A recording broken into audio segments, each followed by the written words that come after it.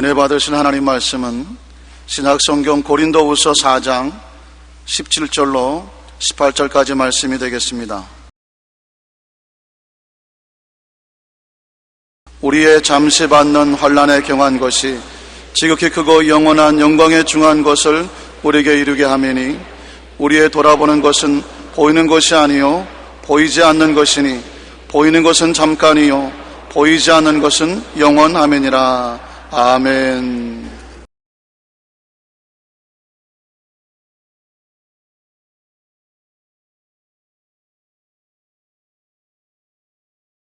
오늘 저는 여러분과 함께 고난의 길은 영광으로 통한다는 제목으로 말씀을 나누고자 합니다. 고난은 인생을 깊이 있게 하고 똑같이 고난당하는 이웃을 가슴으로 깊이 동정할 수 있게 만들어줍니다. 그뿐 아니라 고난은 그것을 극복하겠다는 의지를 발생시키고 그로 말미암아 새로운 삶을 만들어냅니다. 우리 예수 믿는 사람들도 고난당하게 되면 진지하고 뜨겁게 하나님을 간절히 찾고 기도하게 되며 믿음이 향상되고 하나님의 응답을 체험하는 영광을 얻게 됩니다. 성경에 나타난 모든 하나님의 영광은 고난의 도전에 대한 하나님의 응답으로 나타난 것입니다. 첫째로 구약에서의 고난의 도전과 하나님의 영광을 우리는 많이 볼 수 있습니다. 이스라엘 백성이 430년 동안 종살이하던 애굽을 떠나 그들이 홍해가에 왔을 때 상상을 초월한 고난을 겪게 된 것입니다. 300만 이스라엘 백성이 홍해가에 왔는데 앞에는 장렬한 바다가 막고 있었습니다. 그런데 바로가 마음을 바꾸어서 정군을 동원해서 이스라엘 백성들을 도로 포로로 잡기 위해서 질풍노도같이 뒤를 쫓아왔습니다. 그들은 완전히 샌드위치가 되었습니다. 앞에는 홍해수요, 뒤에는 애굽 군대인 것입니다. 그들은 절망에 처했습니다. 온 백성들이 통곡을 하고 울었습니다. 그들은 절대 절망의 상황에 처하여 모세에게 원망을 했습니다. 출애굽기 14장 10절로 11절에 이스라엘 자손이 심히 두려워하여 야훼께 부르짖고 그들이 또 모세에게 이르되 애굽에 장지가 없으므로 당신이 우리를 이끌어내어 이 광야에서 죽게 하느냐. 하나님을 원망하고 모세를 원망하고 그들은 살 길이 없었습니다. 이제는 모두 다 대량 학살을 당할 수밖에 없는 것입니다. 그런데 그들의 고난에 하나 다른 점이 있습니다. 왜냐하면 일방적으로 사람들이 고난을 당하면 절망할 수 있지만 이들은 하나님이 그들과 같이 계신 백성이었는 것입니다. 그들이 고난을 당하여 좌절과 절망만 했을 뿐 아니라 하나님께 부르짖는 사람이 그들 가운데 있었습니다. 일반적인 백성들은 다 원망하고 불평했지만 그 중에 지도자된 모세는 하나님을 알고 그는 하나님께 엎드려 부르짖어 기도하고 하나님의 음성을 들을 수가 있었습니다. 어떠한 고난에도 그곳에 하나님이 플러스가 되면은 기적이 일어나게 되는 것입니다. 고난이 일어날 때 부르짖어 기도하지 아니하면 하나님이 역사하지 않지만 부르짖어 기도하면 하나님의 손길이 움직이기 시작하는 것입니다.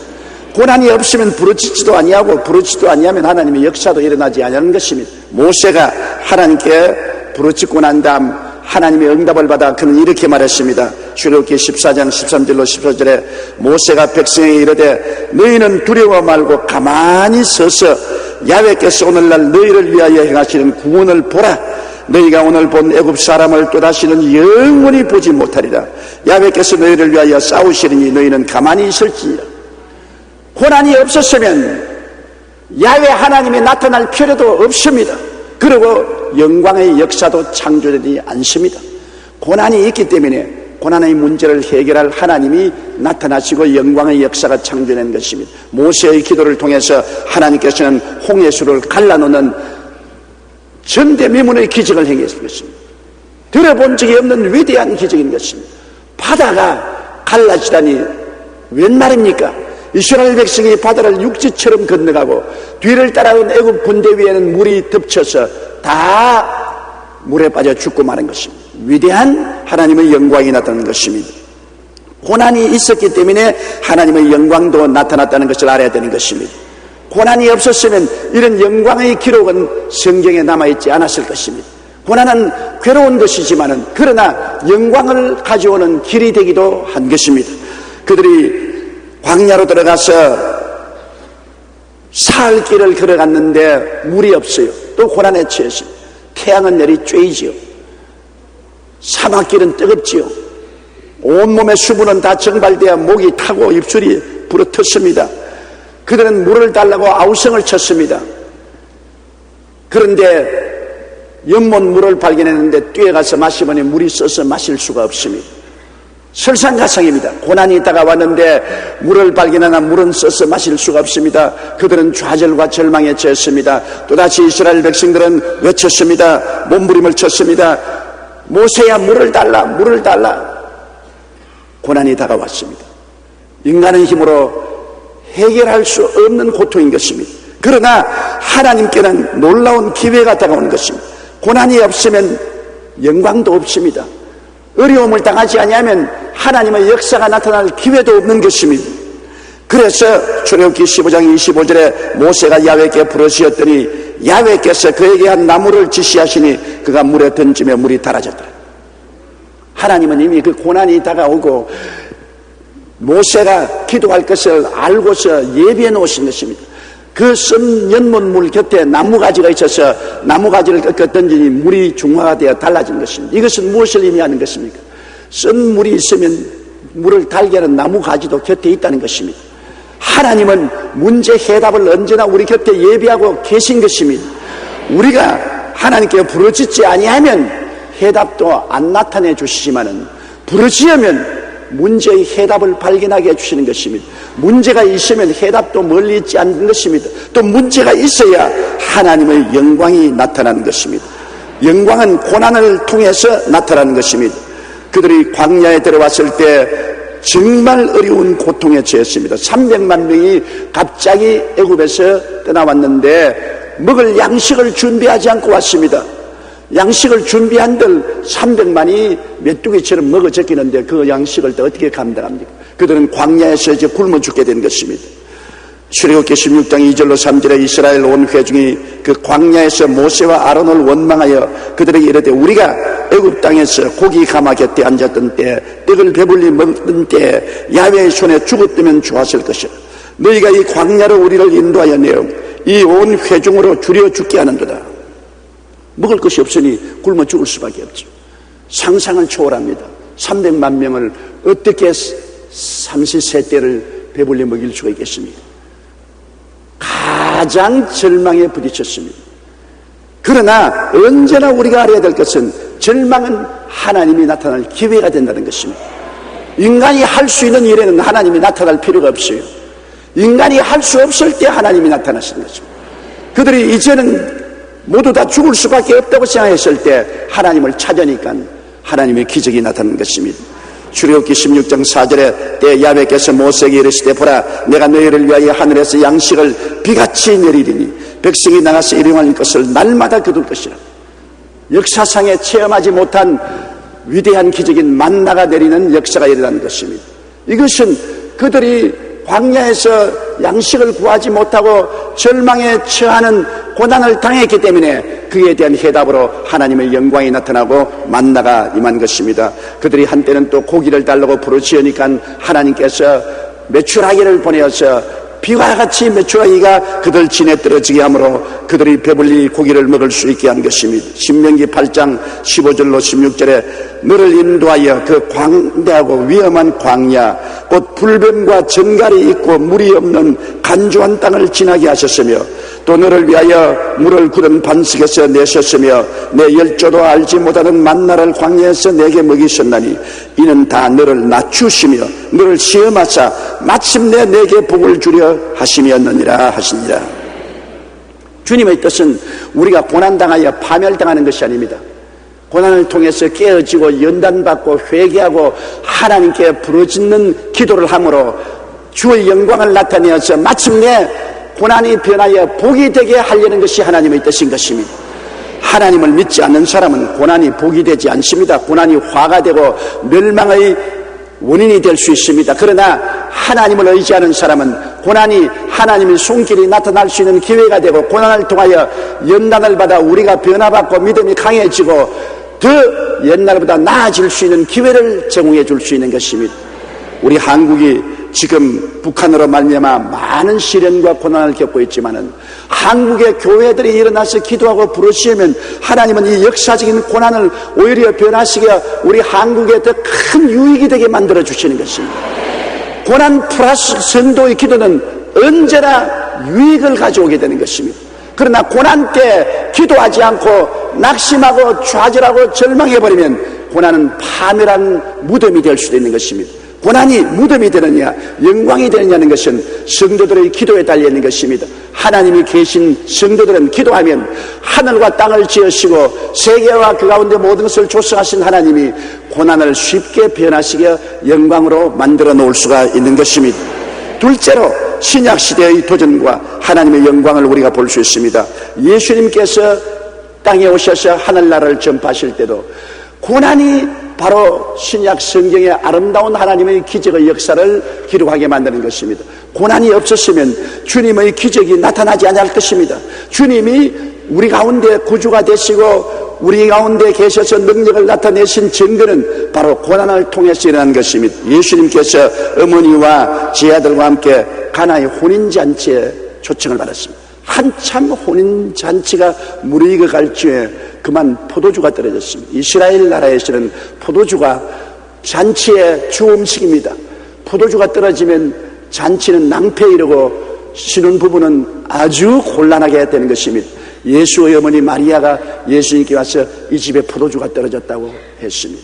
예수님께서는 그 고난에 처했을 때 주님이 기적을 나타낼 수 있는 기회가 온 것입니다. 사람으로서는 그 많은 손님이 다가오고 포도주가 떨어졌는데 갑자기 포도주를 구할 수도 없고 절망에 처했지만은 주님은 포도주를 만들 수 있는 능력을 가지고 있다는 것을 보여주신 것입니다. 주님의 기적을 요한복음 2장 7절로 8절은 이렇게 말했습니다. 예수께서 저에게 이르시되 항아리에 물을 채우라 하신즉 아구까지 채우니 이제는 떠서 연회장에 갖다 주라 하시매 갖다 주었더니 포도주가 된 것입니다. 그게 결례통 손발 씻는 물통 6개가 있었는데 물통에 물을 가득히 채우라고 주님께서 말씀하셨습니다. 사람들이 순종해서 물을 가득히 채운 즉 주님께서 물을 떠서 연회장에 갖다 주라고 한 즉 갖다 주니 100포도주가 되었습니다. 아주 질 좋은 맛있는 포도주가 된 것입니다. 주님께서 가나의 혼인잔치에서 처음 기적을 베풀었습니다. 요한복음 2장 11절에 예수께서 이 처음 표적을 갈릴리 가나에서 행하여 그 영광을 나타냈으며 제 아들이 그를 믿으니라. 고난이 다가오니 영광도 다가오지. 어려움이 다가오니 그리스도의 능력이 나타나지. 여러분 영광을 체험하고 싶으면 고난을 두려워하지 말아야 되는 것입니다. 고난의 터널을 지나면 영광이 기다리고 있습니다.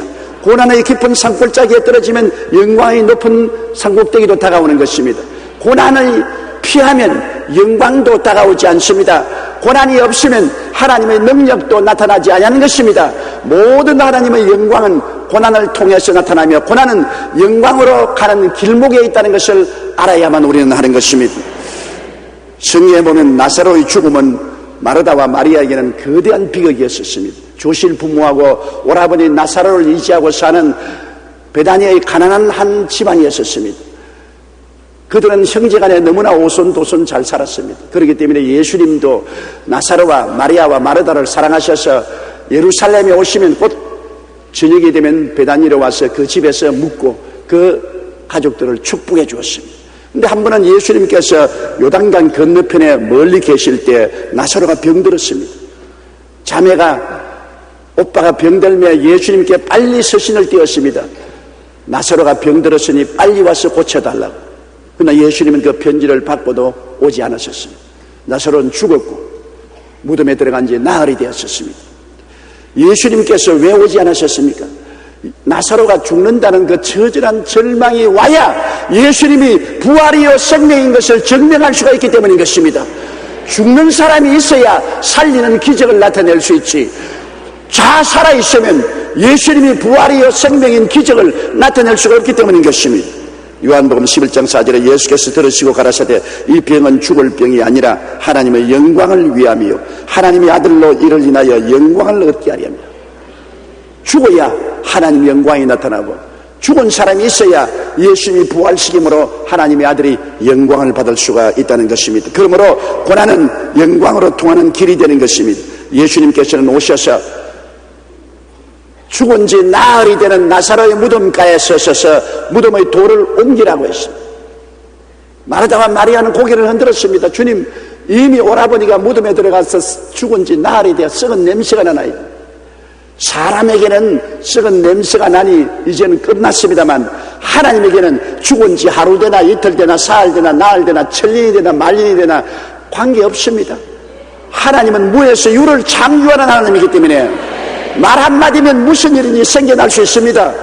바로 그것을 증명하기 위해서 나사로가 죽어서 나흘이 되어 무덤에 들어가서 썩은 냄새가 나도록 기다리신 것입니다. 예수님께서 나사로야 나오라 말 한마디 하시며 나사로는 살아서 싱싱하게 일어나서 나오게 된 것입니다. 그 자리에서 예수님이 보라 나는 부활이요 생명이라고 말했습니다. 이를 통해서 예수님은 마지막 때 주께서 호령과 천사장의 고함과 하나님의 나팔로 진이 하늘로 쫓아 강림하실 때 일어나라고 말하면 주 안에서 죽은 자가 수천 년 된 무덤에서도 일어날 것을 보여주신 것입니다. 주님은 부활이요 생명인 것입니다. 예수님 말 한마디에 어떤 죽은 사람도 다 살아나는 것입니다. 그러므로 예수를 구주로 모신 사람에게 죽음은 하나의 그리스도의 영광이 나타나는 기회가 되는 것이지 절망이 될 수 없다는 것을 보여주신 것입니다. 인간의 절대 절망인 죽음도 예수님 앞에서는 아무것도 아닙니다. 예수님께서 십자가에 올라가셔서 우리의 죄를 짊어지시고 마귀와 세상을 그 몸에 담당하시고 질병과 저주와 죽음을 담당하시고 십자가에서 몸을 찢고 피 흘려 죽으셨습니다. 사람들은 예수님이 이제 끝장났다고 생각했습니다. 제자들도 그들의 소망이 다 끝나고 좌절과 절망만 다가왔다고 생각했습니다. 로마 군인들은 예수 그리스도를 죽이고 그 밑에서 도박을 했습니다. 제사장이나 바리새인이나 사두개 교인들은 축배를 올렸습니다. 예수님을 따르는 사람들은 좌절과 절망하여 모두 다 뿔뿔이 헤어졌습니다.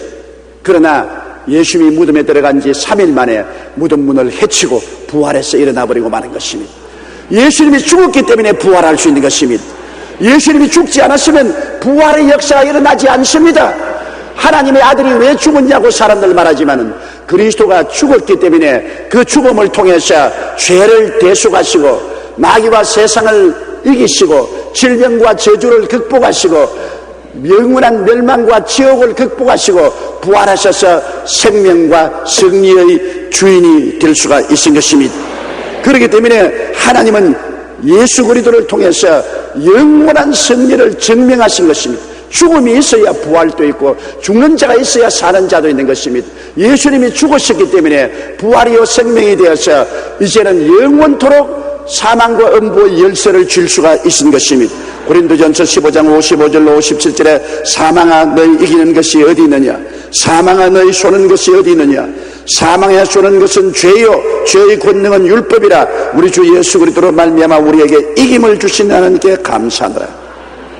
이제 우리는 예수 안에서 사망도 이기고 무덤도 이기고 영원한 천국의 영광으로 가슴이 가득 차게 된 것은 예수님이 사망을 이기고 승리의 씨앗이 되어 우리 속에 들어와 계시기 때문인 것입니다.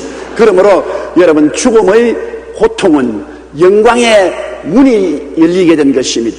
사망의 절망이 부활의 영원한 영광을 이루게 된 것입니다. 요한계시록 1장 17절로 18절에 두려워 말라 나는 처음이요 나중이니 곧 산자라 내가 전에 죽었으므라 볼지어다 이제 세세토록 살아있어 사망과 음부의 열쇠를 가졌노니라고 말씀한 것입니다.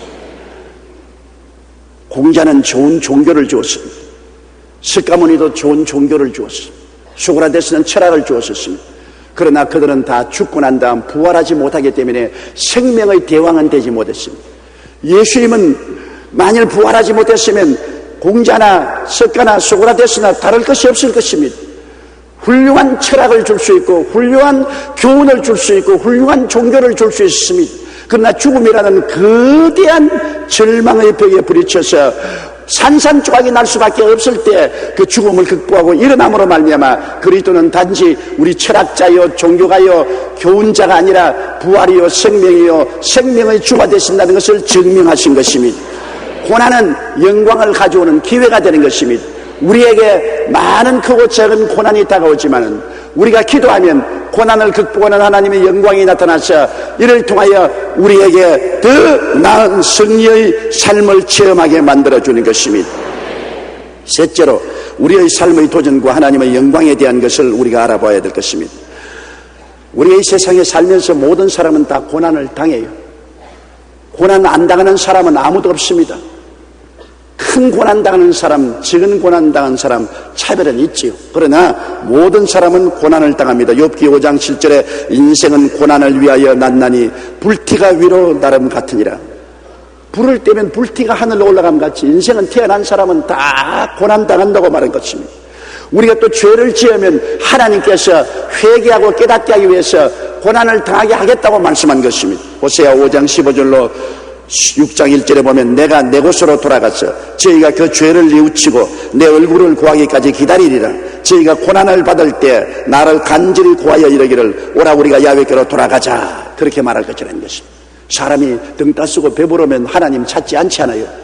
고통스럽고 괴로우면 우리 하나님께로 돌아가자 외치지 않아요. 하나님께서는 우리가 죄짓고 불의하고 추악할 때는 우리에게 얼굴을 돌이키고 우리를 광야로 던져버리면 그 고난 중에서 회개하고 하나님께로 돌아온다고 말한 것입니다. 그러면 하나님께서는 우리 고난을 알고 계실까요? 많은 사람들은 자기를 내가 고통당하는 건 누가 알아주랴? 하나님도 몰라줄 것이다. 내가 외친들 하나님이 누가 알고서 응답해 주겠냐고 말하는 것입니다. 그러나 우리가 늘 알아야 될 것은 우리의 머리털 수도 다 하나님은 헤아리고 계시기 때문에 우리가 당하는 고난의 크고 작은 것을 모두 다 알고 계신다는 것입니다. 이사야 40장 27절로 31절에 야곱아 내가 어찌하여 말하며 이스라엘에 내가 어찌하여 이르기를 내 사정은 야훼께 숨겨졌으며 원통한 것은 내 하나님께서 수리하심을 받지 못한다느냐 너는 알지 못하였느냐 듣지 못하였느냐 영원하신 하나님 야훼 땅끝까지 창조하신다는 피곤치 아니하시며 곤비치 아니하시며 명철이 한이 없으시며 피곤한 자에게는 능력을 주시며 무능한 자에게는 힘을 더하시나니 소년이라도 피곤하며 곤비하며 장정이라도 넘어지며 자빠지되 오직 야훼를 앙망하는 자는 새 힘을 얻으리니 독수리의 날개치며 올라감 같을 것이요 다른 박질하여도 곤비치 아니하였고 그래가도 피곤치 아니하리라고 말씀한 것입니다. 하나님은 내 사정을 모른다. 나의 슬픔과 고통은 하나님께 감추어졌다고 말할지라도 하나님은 모두 다 그 사실을 알고 계신다고 말한 것입니다. 그러므로 야훼를 앙망하면 하나님이 들어주시겠다는 것입니다. 제가 목이 많이 쉬었잖아요. 이번 집회 얼마나 더운지 화로통 같았습니다.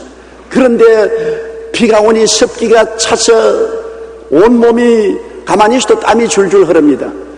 그리고 또 바람은 얼마나 부는지 운동장에서 바람을 하도 마셔서 목이 다 쉬어버렸습니다. 그런데 마음이 안타깝지 않아요? 3년 동안 홍콩에는 부흥회가 없었습니다. 이제 홍콩에 사는 사람들에게 그리스도의 복음을 전가하려고 하는데 마침 우기에 왔기 때문에 비가 얼마나 줄기차게 오는지 말도 다 알 수 없어요. 그래서 제가 하나님이 이 사정을 알까? 하루 종일 방 안에 엎드려가지고서 기도만 하고 하나님이 이 사정을 알까? 이 집회는 하나님 집회인데 왜 내 혼자만 답답하게 하느냐? 하나님이 이 사정을 알고 주님이 비를 좀 중지해 줘야 되지 않겠습니까? 그러고 난 다음에 제가 기도를 하고 창문을 여는데 아주 비가 내리고 있어요. 집회 시간은 다가오는데 내 속으로 하나님이 사정도 모르신다. 나 혼자만 답답해야 되겠다. 그런데 갑자기 내 앞에 독수리 2마리가 날라오더니만 내 앞에서 호텔 앞에서 빙빙 돌면서 자꾸 높은 하늘로 올라가요. 아주 새카맣게 구름 속으로 감추어져서 올라가요. 그런데 성령께서 내 속에 말씀하기를 독수리가 하늘로 올라가는 거 봤지? 저기압 때는 독수리가 하늘로 날아 올라가지 아니한다. 고기압이 오면 상승하는 기류를 따라서 그 독수리가 자꾸 올라가기 때문에 내가 바람을 보내어서 이미 고기압을 만들어서 저기압 구름이 떠나가게 만들어 놓았다. 이야, 하나님의 응답이 독수리를 통해서 오는 건 내가 처음 봤어요. 완전히 마음이 저기압이 되어 있는데 내 마음이 독수리 보고 고기압이 되어버리고 말았었습니다. 독수리가 절대로 구름이 내려앉고 저기압이 될 때는 상승하는 기류가 없기 때문에 하늘로 안 올라간다. 그런데 방금 비가 오는데도 독수리 2마리가 자꾸 내 앞 호텔에서 날라서 하늘 끝까지 올라간다. 왜 홍콩 시내에 갑자기 독수리 2마리가 나타납니까? 그리고 다른 데서 올라가지 않고 내 눈앞에서 올라갑니까? 하나님께서 너 사정 내가 안다. 봐라. 고기압이 된다. 저기압은 사라지고 기압이 하늘로 상승하기 때문에 구름이 높이 뜨게 되고 비는 안 온다. 그런데 아닌 게 아니라 집회 전까지 오던 비가 집회 장소에 들어가니까 비가 그쳤습니다. 이게 큰 기적이었었습니다. 다른 병 낫는 기적은 아무것도 아니에요. 이튿날 저녁에도 한 가지입니다. 차 타고 바로 집회 장소로 가는데 비가 쏟아지기 시작해요. 그래서 아유 하나님, 어제는 비가 안 왔는데 이제 집회 장소를 들어가는데 왜 비가 옵니까? 마음속에 성령께서 하나님의 자연 에어 컨디셔닝이다. 비가 안 오면 오늘 더워서 설교 못한다. 시원한 비가 한 줄기 쏟아져야 된다. 아닌 게 아니라 비가 안 오면 더워서 설교 못해요. 너무 더웠어. 근데 비가 하면 싹 오고 나니까 시원하지요. 앉을 사람이 다 자연 비를 맞고서 시원해지는데 그 다음 강단에 올라가니까 바람이 부는데 몇 가지 안 남은 내 머리 트릭도 다 바람에 다 날렸어. 시원하게 말씀을 전할 수 있습니다.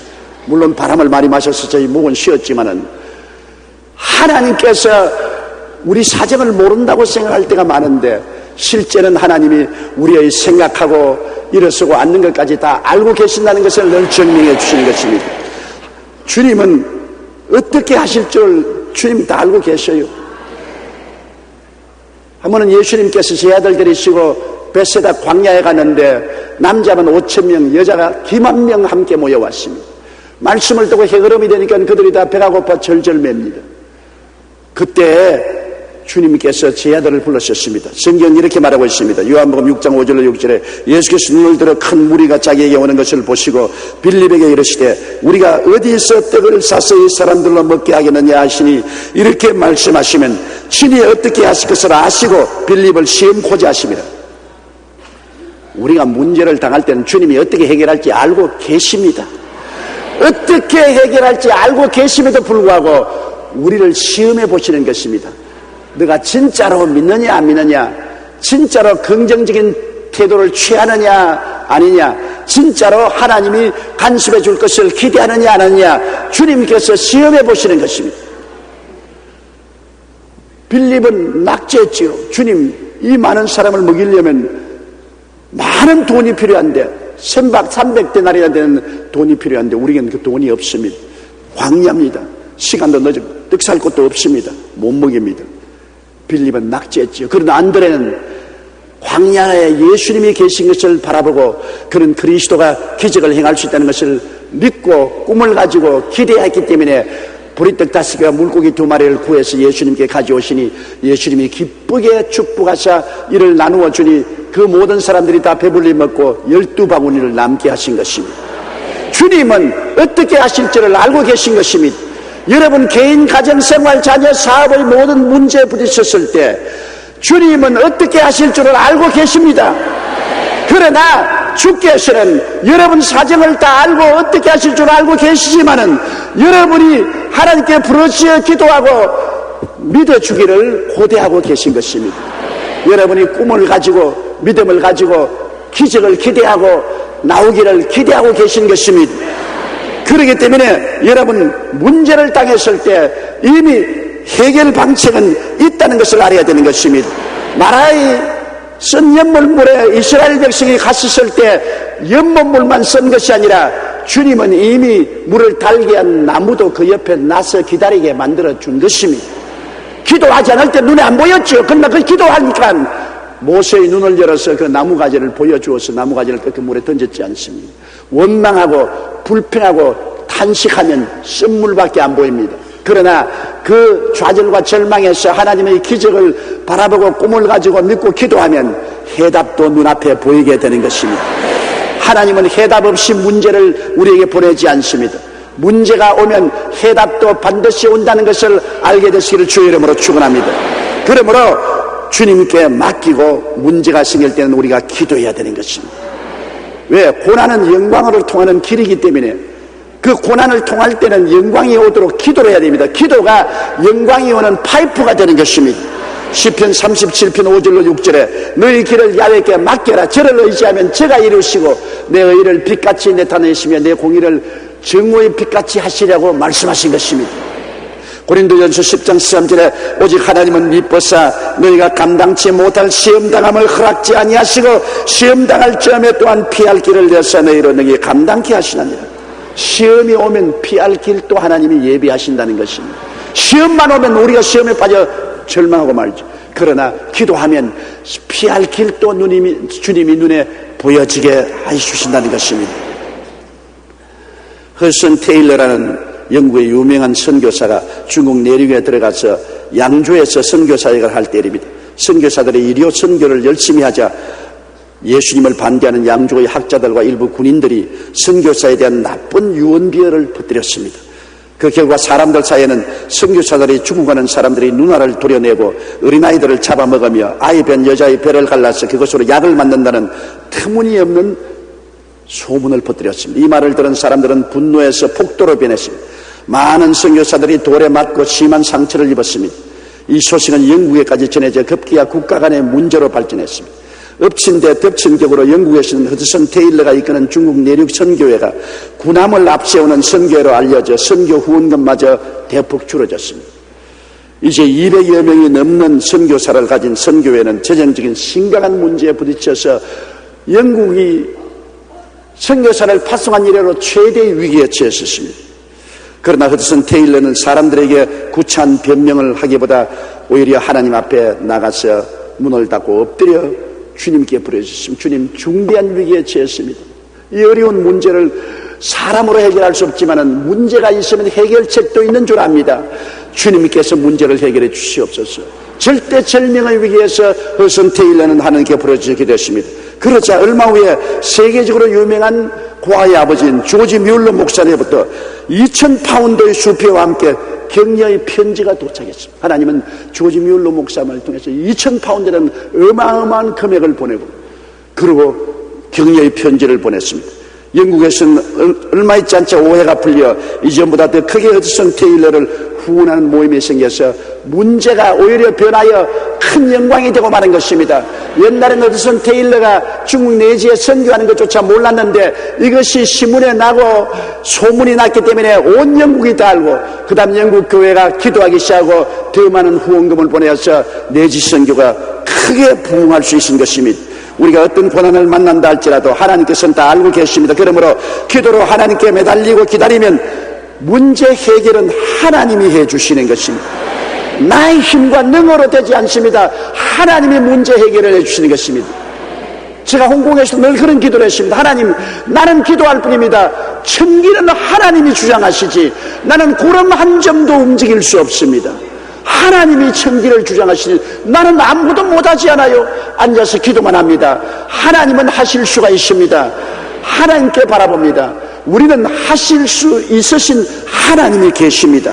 안 믿는 사람은 하나님이 계시지 않기 때문에 자기 힘으로 할 수 없으면 절망할 수밖에 없죠. 그러나 우리는 자기 힘으로 할 수 없어도 할 수 있는 하나님이 우리와 함께 계시기 때문에 절망할 수가 없는 것입니다. 굳세게 끝까지 믿어야 되는 것입니다. 믿음이라는 것은 여러분 감각에 의지하는 것이 아닙니다. 보고 듣고 냄새 맡고 맛보고 손으로 만지기 때문에 믿는 것도 아니고 믿음이라는 것은 우리 과거의 경험을 통해서 믿는 것도 아닙니다. 믿음이라는 것은 인간적인 이성으로 믿는 것도 아닙니다.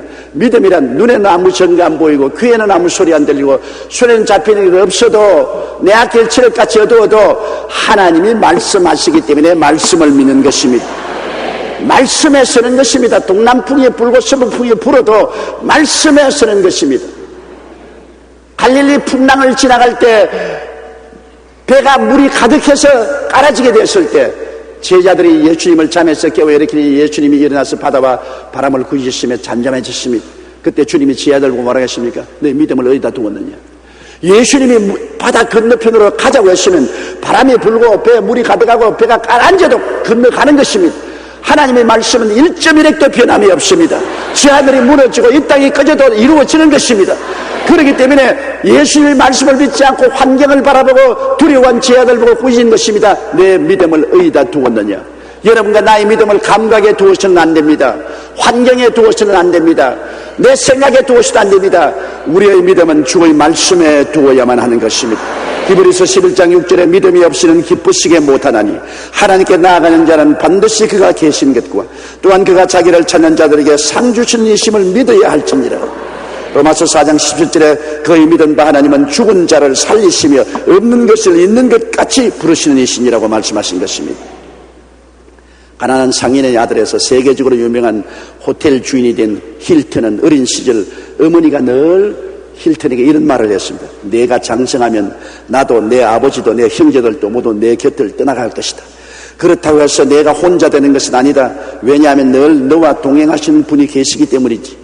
그분은 바로 예수님이시란다. 그러니 예수님께서 내 모든 걱정을 맡아주신다. 걱정을 예수님께 맡기고 살아라. 그분이 내게 힘을 주실 것이다. 당시 힐튼 나이가 어렸기 때문에 어머니의 말씀을 이해하지 못하고 어머니가 늘 종교적인 말을 하는가 보다 그렇게 생각했습니다. 그러나 세월이 흘러 힐튼이 장성하여 사업가가 된 후 그는 어려운 고비를 넘길 때마다 어머님의 말씀을 기억하고 주님을 의지했습니다. 후에 힐튼은 이렇게 고백했습니다. 사업을 시작하고 처음으로 호텔이 파산하게 되었을 때 내 머릿속에는 지난날 이해하지 못했던 어머님의 말씀이 떠올랐다. 그래서 난 어려운 문제에 항복하지 않고 예수님께로 달려가 내 문제를 알았다. 그리고 예수님을 의지했다. 그랬더니 예수님께서 내게 힘을 주셨다. 그 후로 나는 예수님을 의지해서 어떤 고난과 어려움도 이겨내고 결과로 세계적인 호텔 체인인 힐튼 호텔 체인을 만들 수가 있었다고 말하는 것입니다. 하나님께서는 우리의 고난을 알고 계시고 또 우리가 기도하면 고난을 이겨낼 힘과 용기도 주시고 하나님이 해답도 주실 것을 우리가 믿어야만 되는 것입니다. 믿는 자와 믿지 않은 자의 차이가 뭡니까? 예수 안 믿는 자는 고난을 당할 때 인간의 힘을 믿습니다. 그리고 인간의 힘으로 할 수 없으면 낭패합니다. 우리는 죽은 자를 살리시며 없는 것을 있게 하시는 하나님을 믿습니다. 그렇기 때문에 우리는 인간의 감각이나 체험에 의지하지 않고 하나님 말씀에 의지하고 주님께 끝까지 부르짖어 기도할 수가 있기 때문인 것입니다. 고난당할 때 원망하고 불평하고 단식하는 것은 참 쉽습니다. 괴로우면 원망이 나와요. 나는 믿음이 강하기 때문에 원망하는다. 여러분, 믿음이 강해도 원망 나와요. 나는 47년 동안 목회했지만 이번에 홍콩에서 나중에는 원망이 나오려고 하더라고요. 하나님, 내가 내일 하러 왔습니까? 하나님 일 하러 왔는데 왜 자꾸 비를 줍니까? 무슨 내가 내일을 하러 와서 모르겠지만 하나님 일 하러 왔는데 이렇게 속상하게 만듭니까? 비가 줄기차게 내리고. 그런 생각이 마음에 떨어오고 입술에서 나오려고 그러더라고. 기도하는데 애써라 사탄아 물러가라. 어디에 감히 원망하느냐. 그래서 당장 바꿔서 주여 비를 주시는 것도 고맙습니다. 나는 모르지만은 주님이 필요하기 때문에 비를 주시지 않겠습니까? 또 주님께서 비를 주셔서 나로 고민하게 만들어준 것도 고맙습니다. 고민하기 때문에 내가 기도를 좀 더 많이 하게 되니 감사하지 않습니까? 기도를 바꾸었다고. 감사와 찬송하며 기다리는 것이 좋습니다. 고난당할 때 여러분 원망, 불평, 탄식하면 마음이 부정적이 되고 부정적이 되면 의심이 생기고 의심이 되면 마귀가 들어오게 되는 것입니다.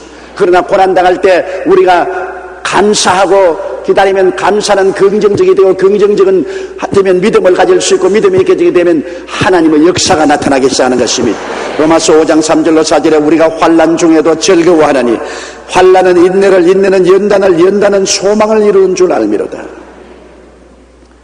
환난이 있어야 인내심도 나오고 연단도 되고 연단을 받고 나면 더 소망이 커진다고 말하고 있는 것입니다. 시편 50편 14절로 15절에 감사로 하나님께 제사를 드리며 지극히 높은 자에게 성운을 갚으며 환난 날에 나를 부르라. 내가 너를 건지리니 내가 나를 영화롭게 하리라고 말한 것입니다. 에레미야가 3장 26절 한번 따라 읽어주시기 바랍니다. 사람이 야훼의 구원을 바라고 잠잠히 기다림이 좋도다. 하나님 앞에 고난당할 때 감사하고 찬양하고 기도하며 잠잠하게 기다리라.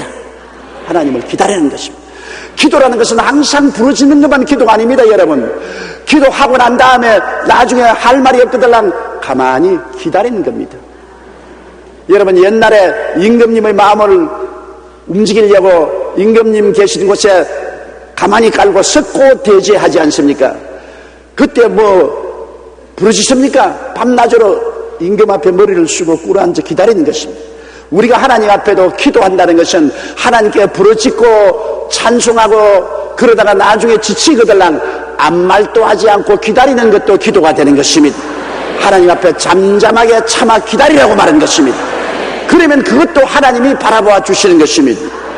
영국 사이스 웰스의 한 적은 탄광촌에서 갱이 무너져 14명의 광부가 갱 속에 갇히는 사고가 발생했습니다. 인명 구조된 그들을 구하기 위해 땅을 파내려 갔지만 사흘이 지나도 그들을 발견되지 않았습니다. 이미 시체로 변했을 거라고 사람들은 탄식했습니다. 근데 나흘째 되는 날 어디선가 희미한 소리가 들려오기 시작했습니다. 귀를 기울이고 들으니까 찬송가 소리가 들립니다. 예로부터 도움 되시고 내 소망 되신 주, 이 세상 풍파 중에도 늘 보호하시리.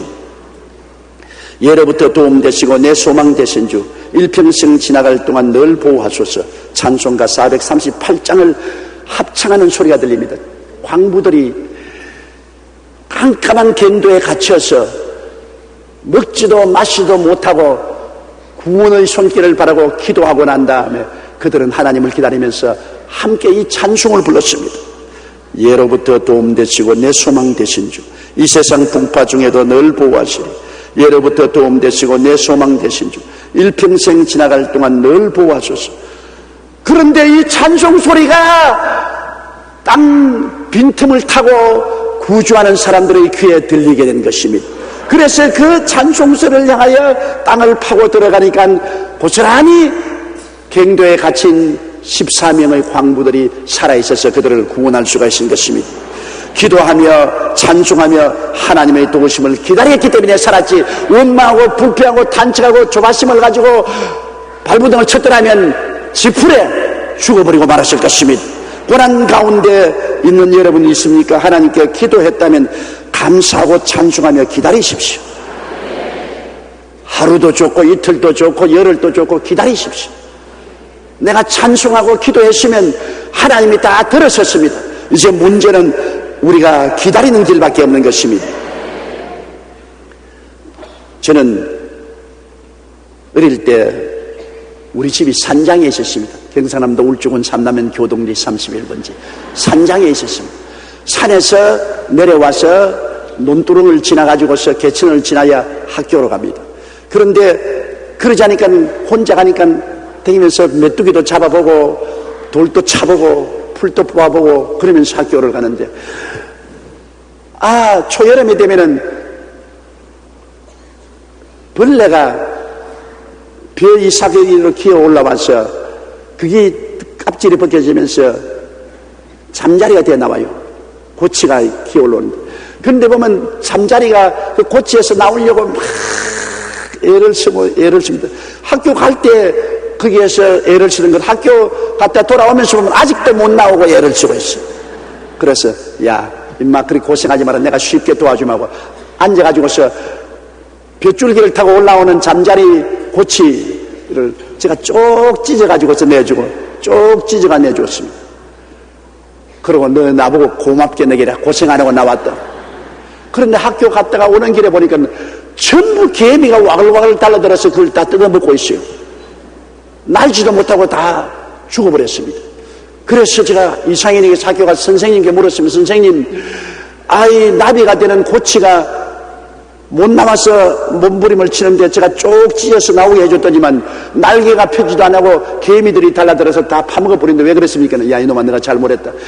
이놈들이 그 고치 좁은 곳에서 나온다고 몸부림을 칠 때 몸에서 기름이 나와서 날개를 적심으로 나오면 날개가 쫙 햇빛에서 벗겨져서 날 수가 있는데, 몸을 좁은 구멍에서 나온다고 몸부림치면서 몸에서 기름이 나와서 날개를 적셔줘야 날개가 펼치지, 네가 쭉 찢어버리니까 기름이 안 나와 날개가 쪼글쪼글 해져버려가지고서 땅에 기고 날지 못함으로 개미 밥이 되지 않았냐. 맞았습니다. 잠자리가 활짝 날개를 펼 수 있는 것도 조그마한 고치 속에서 나온다고 몸부림쳐서 몸에서 기름이 나와서 날개를 적셔야 햇빛에서 그 날개가 활짝 펴지는 것처럼, 우리가 기도가 활짝 펴지고 신앙이 활짝 펴져서 믿음, 소망, 사랑의 날개를 펴고 날으려면 호치를 통해서 기름이 나와야 되는 것입니다. 고난 없는 믿음, 소망, 사랑의 평강, 희락은 없습니다.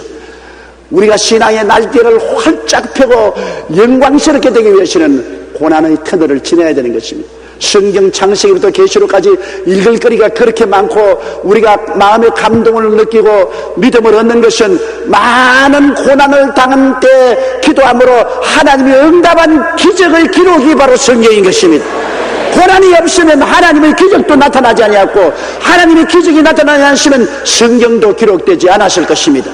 고난은 바로 여러분과 나에게 하나님이 기적을 보내겠다는 표시인 것입니다. 모든 고난의 길은 주님을 믿고 의지하며 기도하고 낙심치 않으면 영광으로 나아가는 길이 되는 것입니다. 문제가 없으면 해답도 없고 고난이 없으면 영광도 없다는 것을 우리가 알아야만 하는 것입니다. 우리의 잠시 받는 환난에 경한 것이 지극히 크고 영원한 영광에 중한 것을 우리에게 이루게 함이라고 말하는 것입니다. 또한 성경에는 생각건대 현재의 고난은 장차 우리에게 나타날 영광과 좋게 비교할 수 없다고 말하는 것입니다. 지금 땅에서 우리가 고난당함으로 말미암아 회개하고 자복하고 부르짖고 기도해서 우리 영혼이 성장하면 그가 장차 그를 말미암아 받을 영광과는 도저히 그 고난은 비교할 수 없다는 것입니다. 될 수 있으면 고난 안 받는 것이 좋지요. 고난을 좋아할 사람 아무도 없습니다. 그러나 고난을 받지 아니하면 영광도 없다는 것을 알아야 되는 것입니다. 여러분의 신앙이 자라는 것은 고난의 밥을 먹고 자라는 것입니다. 그러므로 고난당할 때 낙심하지 마십시오.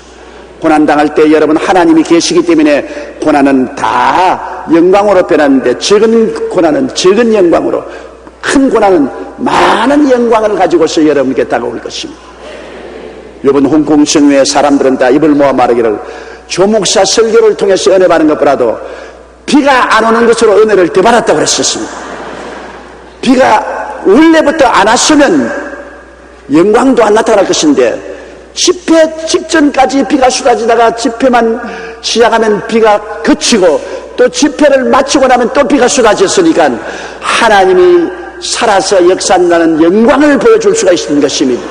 그러므로 오히려 고난당한 것이 큰 유익이 되었던 것입니다. 우리 고개 숙여 기도드리겠습니다. 사랑이 많으신 우리 하나님 아버지요, 우리가 이 땅에 사는 동안 고난당하지 않을 사람은 없습니다.